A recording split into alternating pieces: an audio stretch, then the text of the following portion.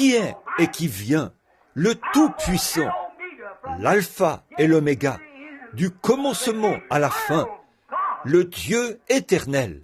Je voudrais vous demander à certains d'entre vous, chers amis catholiques, qui appelaient ça la filiation éternelle de Dieu. Dieu, la filiation éternelle de Jésus-Christ par rapport à Dieu.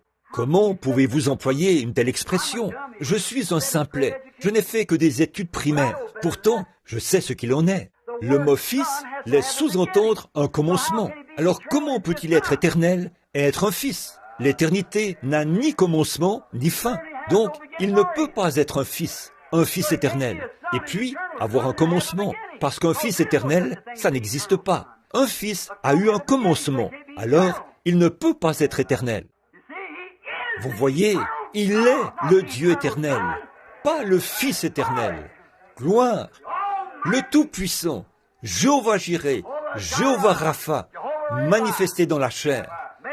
En lui habitait corporellement la plénitude de la divinité.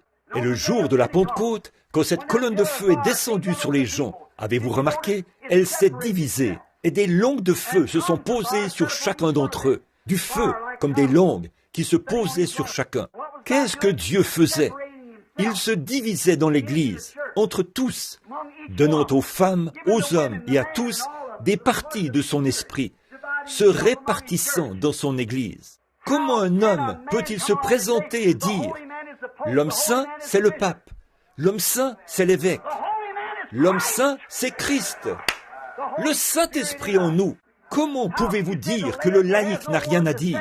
Chacun d'entre vous a quelque chose à dire. Chacun d'entre vous a un travail à faire. Chacun d'entre vous doit porter un message. Gloire! Le Saint-Esprit s'est divisé le jour de la Pentecôte. Dieu qui s'est divisé. En ce jour-là, vous connaîtrez que je suis dans le Père, que le Père est en moi, que je suis en vous et que vous êtes en moi.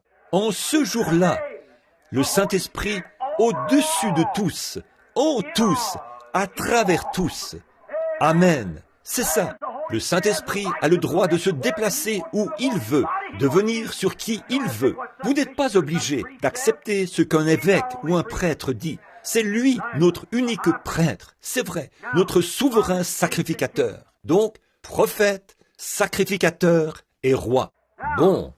Et Jésus-Christ